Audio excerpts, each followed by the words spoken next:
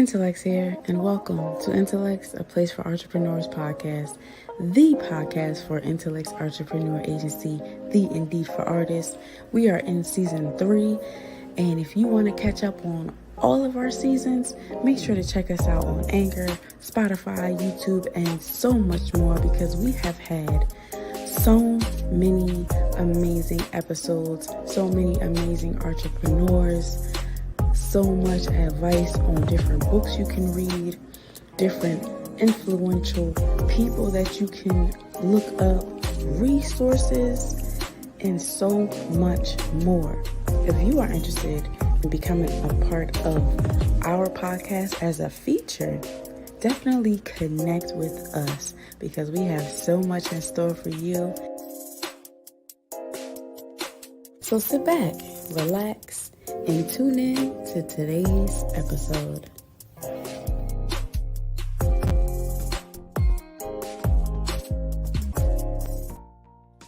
Hello, welcome back to those who've been here before, and welcome to those who are just tuning in.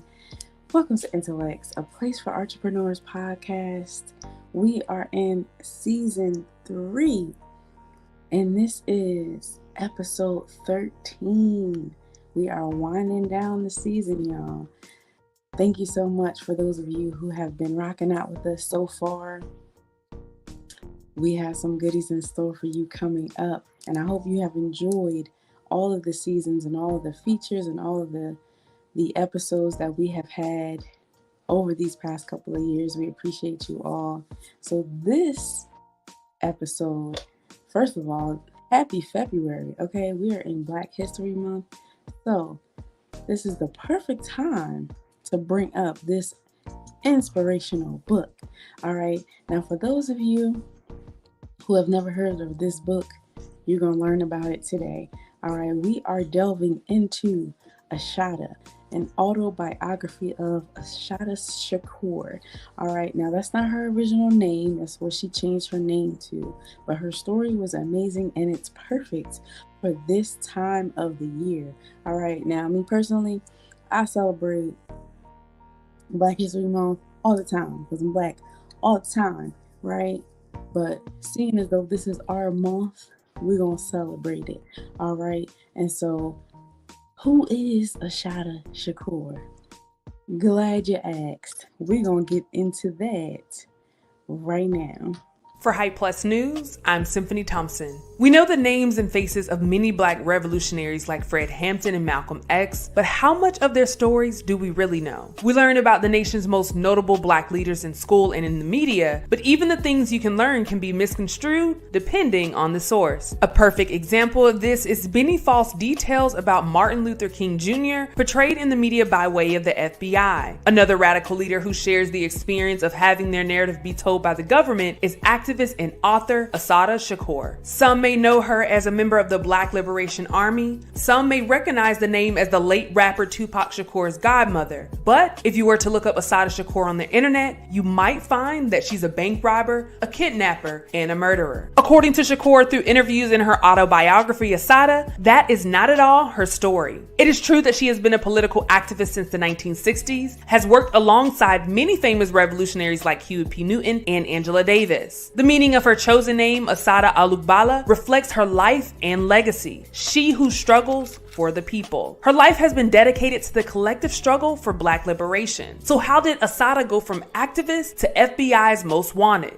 This is what you didn't know about Assata Shakur. There is no evidence of the birth of Assata Shakur, at least none that can be confirmed by the FBI. The wanted poster released by the Federal Bureau of Investigation lists Shakur's birthday as July 16th, 1947. But in parentheses, it states, not substantiated by birth records. The FBI also notes that Shakur used August 19th, 1952 as her birthday. However, she was born as Joanne Deborah Bryan, what she calls her slave name, in Jamaica, Queens, New York, where she grew up moving back and forth between her mom, aunt, and grandparents in Wilmington, North Carolina. Growing up in the Jim Crow era, Shakur's grandparents, Lola and Frank Hill, who owned a local dance hall, instilled in her a sense of dignity, especially regards to white people. They would tell her things like, "You're as good as anyone else. Don't let anyone tell you that they're better than you."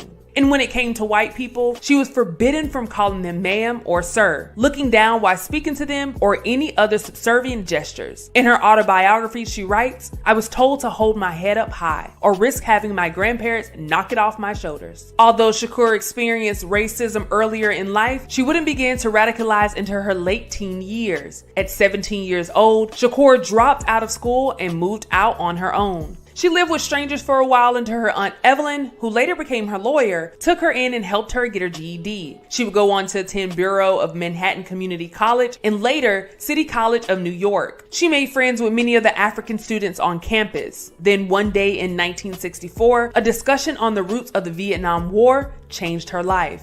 I never forgot that day. We're taught at such an early age to be against communists, yet most of us don't have the faintest idea what communism is. Only a fool lets somebody else tell him who his enemy is. She became active in different organizations like the Garveyites in the Republic of New Africa. And in the late 1960s, Assata would join one of the most prominent political organizations, the Black Panther Party. Though brief, her time with the Black Panthers would mark a life-changing turn of events in her political career. She had always revered the message of the Black Panther Party, especially because they made it really clear who the enemy was. Not the white people, but the capitalistic, imperialistic oppressors. Shakur has said that the party not being open to criticism led to her exit from the organization. In her autobiography, she writes, "Constructive criticism and self-criticism are extremely important for any revolutionary organization. Without them, people tend to drown in their own mistakes, not learning from them. Government infiltration, namely COINTELPRO, among other factors, led to the demise of the Black Panther Party, but not before its most prominent members had turned against each other, been killed, falsely imprisoned, or demonetized in the media. These events gave way to the Black Liberation Army, a group that the FBI named Shakur the heart of. BLA members operated under the belief that only through covert means, including but not limited to violent acts, could the movement be continued. This underground Black Party spinoff built its tactics around revolutionary violence with the goal to take up arms for the liberation of Black people in the United States. Acting as her own co-counsel in a 1976 trial for murder, Assata claimed in her opening statement, "The Black Liberation Army is not an organization. It goes beyond that. It is a concept, a people's movement, an idea. The idea of a Black Liberation Army emerged from conditions in Black communities, conditions of poverty, indecent housing, massive unemployment, poor medical care, and inferior education." She continued, "The concept of the BLA arose because of its political, social, and economic oppression of Black people in this country. And where there is oppression, there will be resistance." From 1971 to 1973, Shakur was alleged to have committed a series of heinous crimes: 2 bank robberies in New York, the kidnap of a drug dealer, armed robbery, and the attempted murder of a policeman in an ambush. In 1972, the FBI issued a warrant for her arrest in connection with these crimes allegedly committed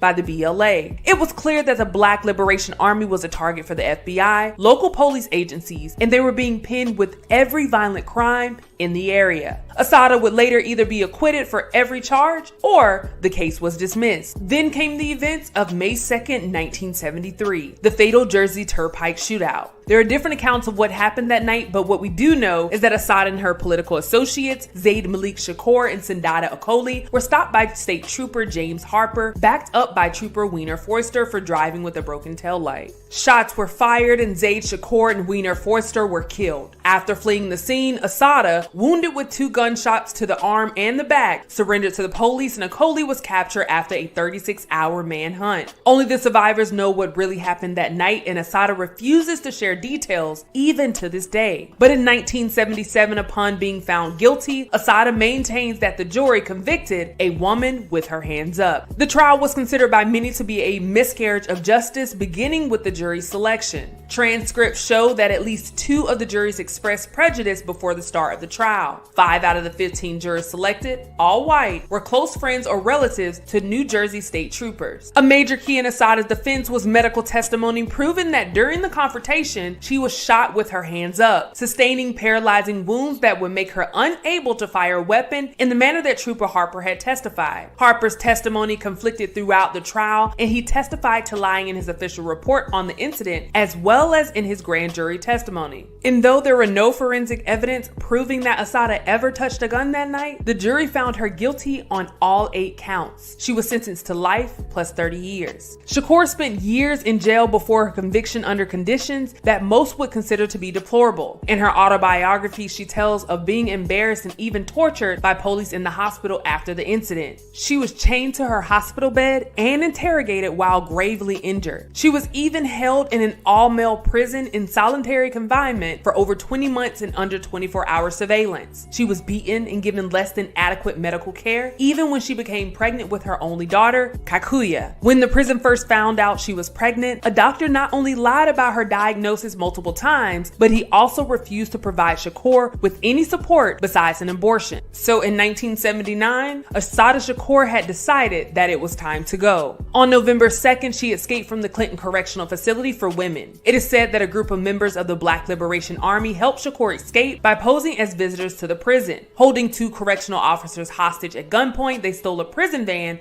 to get off the facility grounds, leaving the hostages in the parking lot before switching cars and fleeing the scene. Shakur refuses to go into detail about her escape in solitary with those incarcerated due to their involvement. After breaking out of prison, Assata went on the run and remained underground for 5 years until fleeing to Cuba and receiving political asylum in 1984. To this day, Shakur remains in Cuba with the FBI classifying her as a domestic terrorist since May 2nd, 2005. In 2013, on the 40th anniversary of Trooper Foister's death, Shakur became the first woman added to the FBI's most wanted terrorist list. They placed a $2 million bounty on the activist. In 1998, Shakur told Source magazine, "The US government tried to eliminate me, but I'm not a criminal like they want you to believe, or a gangster. The FBI has a way of leaking all kinds of stories about me to the press, the same way they've always tried to criminalize the Black liberation movement. Because of this, we as a people have to be really clear about who we are and what we stand for. Even today, we see the media misconstrue the facts in many cases of social injustice, but with the emergence of social media, we're able to see the truth play out in real time." Robert Doyle, a lawyer connected to the BLA, is quoted in the book Days of Rage as saying, "Assata was never this massively important figure the police portrayed her as. She was important, but the police made up this mythic image of a super Black woman with an afro and a machine gun. She was never that." When asked if she would ever return to the United States, Assata told Essence magazine in 1997, "I don't know. I think it will be hard. It's funny. People ask me if I miss the States. I miss African Americans. I miss our culture, our speech, dance, and cooking, but not the US government and all the things that they put me through. I miss my friends and family. When I ask how things are in the States, they don't give me the okie dokie. They say, honey, things." All right, y'all.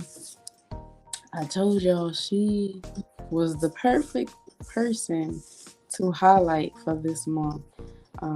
Assata has a great story, okay? And you heard a little bit about it just now.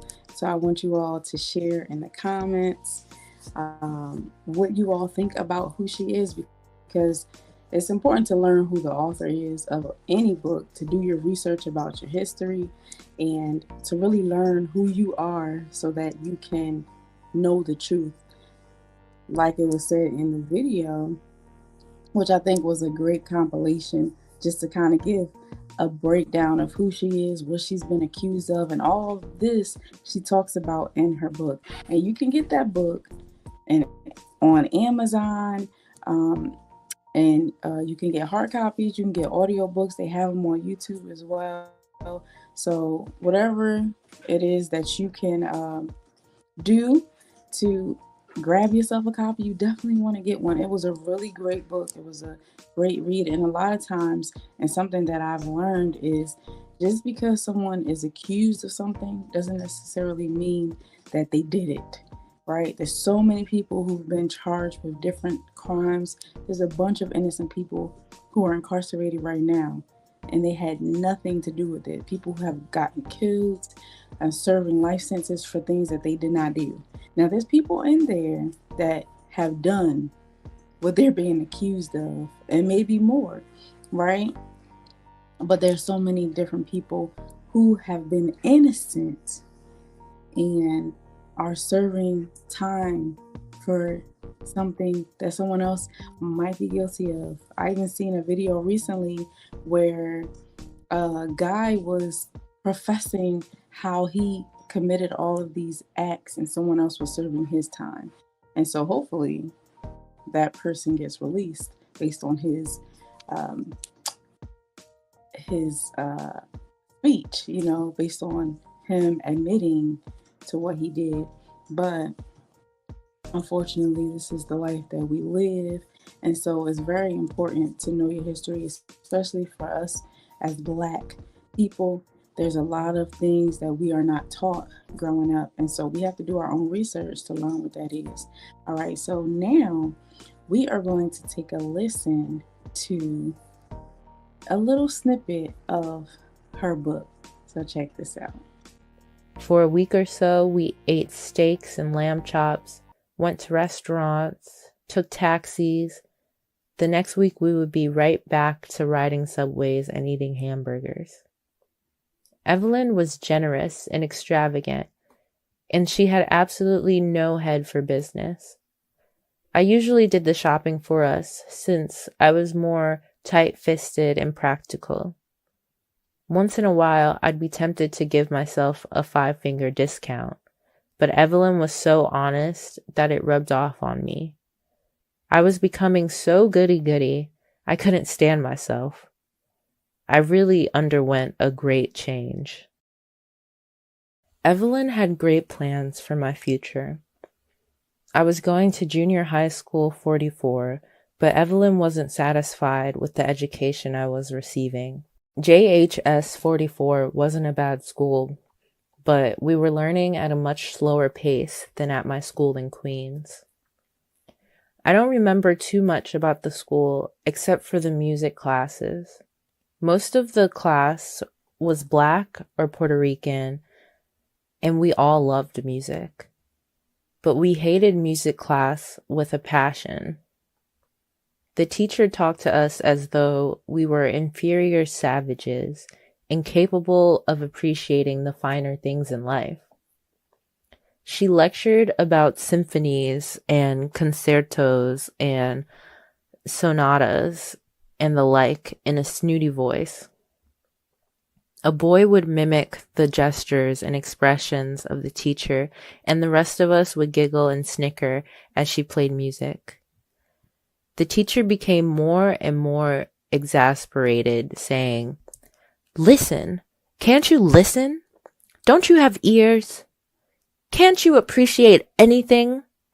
I'm trying to get you to appreciate music, and you all act as though you're deaf. I want you to stop talking. I want you to stop talking and listen. Do you hear me?" We got louder and louder, and the teacher became more and more disgusted. She would scream at us and call us names like hooligans and ignoramuses. And we returned her insults. We hated her because she thought the music she liked was so superior. She didn't recognize that we had our own music and that we loved music. For her, there was no other music except Bach and Beethoven and Mozart. To her, we were uncultured and uncouth. For her, Latin music, jazz, rhythm and blues were trashy, and we were trash. She was a racist who would have denied it to the bitter end. A lot of people don't know how many ways racism can manifest itself and in how many ways people fight against it. When I think of how racist, how Eurocentric our so-called education in America is, it staggers my mind. And when I think back to some of those kids who were labeled troublemakers and problem students, I realize that many of them were unsung heroes who fought to maintain some sense of dignity and self-worth. Evelyn strongly suggested that I enter Cathedral High School in the 9th grade. I was not at all happy about the idea since I hated wearing a uniform and Catholic schools had a reputation for being so strict. But Evelyn kept on strongly suggesting, and I got the message. I didn't mind the Catholic religious part of it, though, since I was going to Mass regularly, and I was kind of holy that year. I took the test for Cathedral and passed, and it was firm that I was going to enter Cathedral the next September.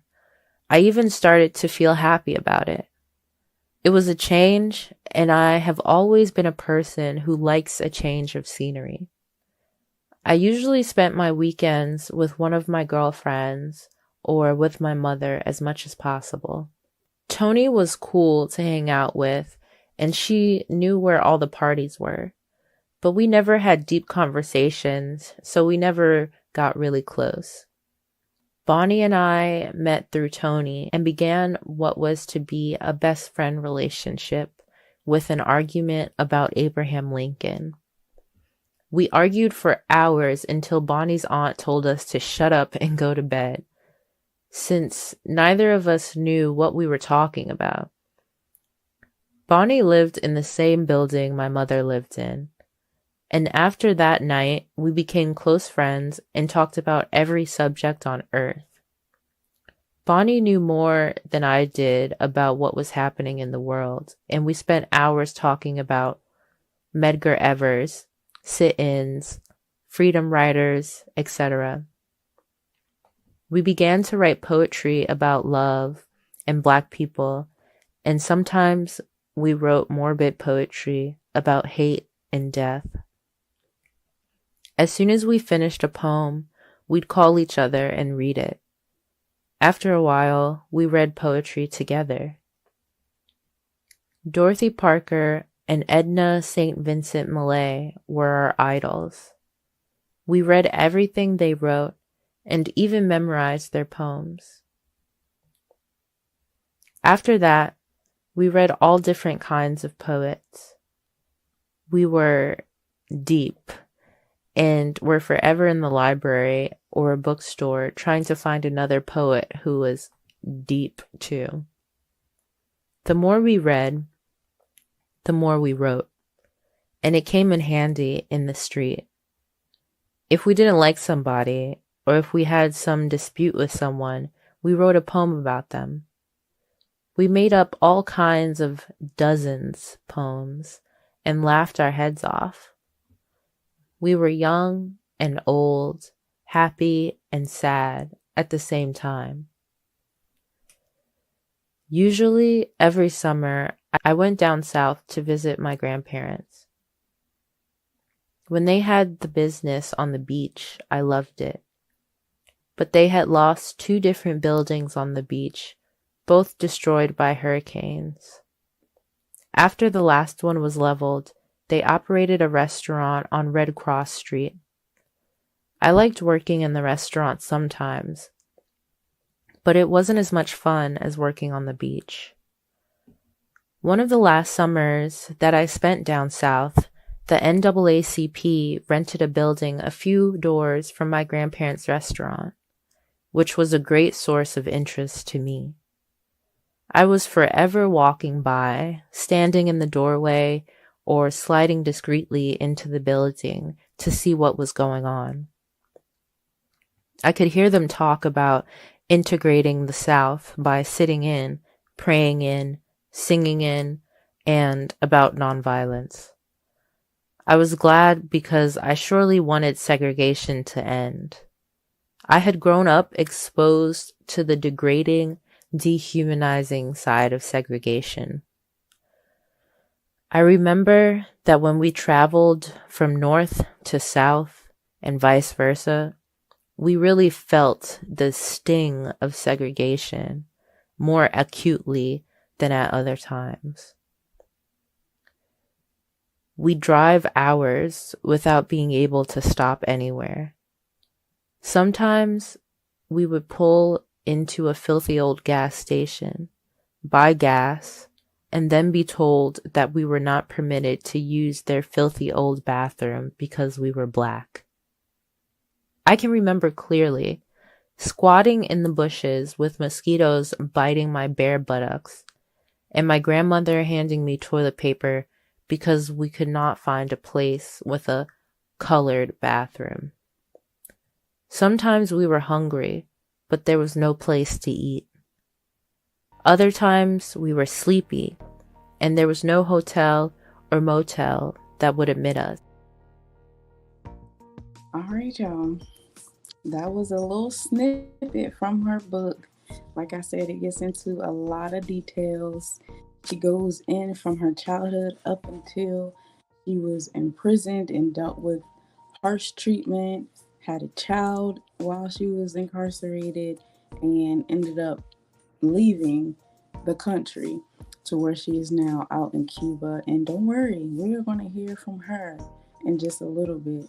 But before we move on to that, if you all are into the arts, into any type of artistry, and you need some assistance, here at Intelexx Artrepreneur Agency, we are here to help you.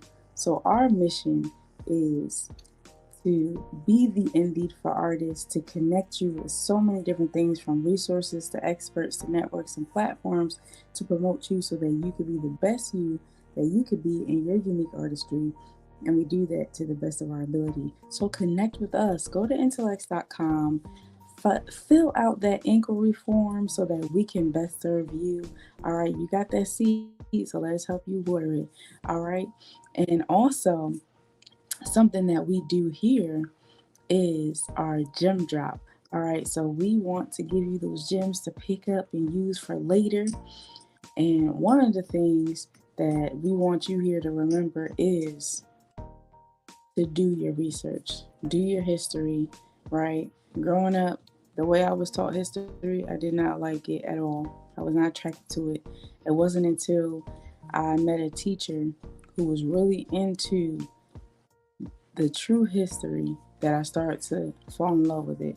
And now I enjoy learning about my history.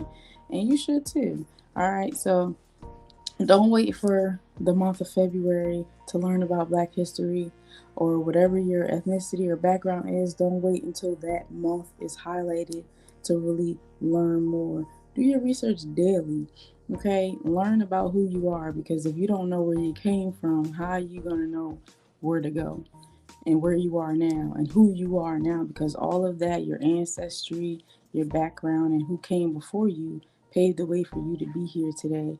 So keep that in mind, all right? Remember to do your research, and remember that everything is not always what it seems. Just because somebody might be said to do this or do that doesn't necessarily mean that's the case, all right? Test the spirits and learn from the truth, because the truth always wins out. The light always overcomes the darkness. So despite what it may look like, it may not always be what it seems. So that's the gem drop for today. Don't worry, Miss Assata is going to give some more gems in just a little bit. But one thing I want to talk about before we get into that is we have the Artrepreneurs Hub, our app, up and running. If you go to the Play Store, go to the Mighty Networks app, download that app and search for the Artrepreneurs Hub. We are right there. You get all inclusive access perks as an intellectual and VIP, very important artistic person. When you are a member, you get all exclusive access and you get to see things that we only show our VIP. All right, but we have so much there. We show you things that we don't necessarily show on social media, and you'll be first to know in the know. But make sure, if you want to stay connected with us, to go to Intelexx.com and connect with us. All right, because we're here to serve you. All right, so subscribe to our email list as well as our YouTube channel, and make sure to download that app. All right, so Before we close out, we had to make sure to hear Miss Assata herself. So check this out. Unquote, guarding me, and guarding me consisted at that time of sticking things into my wounds, of putting powder in my eyes that blinded me, and saying that if I did not tell them what they wanted to know, I would never see again, and some other things that I've just never talked about. And I don't really want to get into that now because it will make me remember too vividly that period. But anyway, based on demonstrations outside of the hospital, I was transferred to another hospital, and the New Jersey State Troopers were replaced by some other guards. They weren't much better, but at least they did not attack me physically. I altogether spent 6.5 years in prison. I was accused of many things. I was acquitted on all charges except for the New Jersey charge, where I was accused of aiding and abetting in the murder of a New Jersey state trooper. I was tried by an all-white jury in a county where more than 70% of the people, based on a jury project study, were already prejudiced and thought I was guilty. It was a legal lynching, and I'm actually ashamed of even participating in that. I should have just stayed in the cell and said, y'all do whatever you want, because it wasn't a trial. It was a lynching. I was sentenced to life plus 30 years plus 30 days. I spent more than 2.5 years in solitary confinement in men's prisons. And in 1979, with the help of many people, many of my comrades, I was able to escape from prison, and there was no other possible alternative. There was no such thing as an appeal. My aunt was very frustrated. She was doing the appeal, and parts of the transcript disappeared, the evidence disappeared, and so there was no such thing, no such possibility of ever receiving justice in the courts of the United States. I still believe that there is no justice in the United States, and I still believe that more and more the court system and the criminal justice system is a criminal system which serves as the conveyor belt for poor people, for African people, for Latino people, for all oppressed people. I don't want this really to be a run-on sentence. I would like to have more of a dialogue, if that's cool with everybody. Is that cool with everybody? And so I've said a little bit about myself. I don't want to do a speech and tell you what you're already aware of, so I'd rather really address myself to talking about things that you're interested in, whether it has to do with me, whether it has to do with Cuba, whether it has to do with our struggle, or whatever you'd like to ask about. Let's limit the amount of speeching and do more questioning. Are we agreed? Okay. Monica? Sarah, what are your feelings on the impact of Geronimo Pratt being released from prison after 27 years, incarcerated?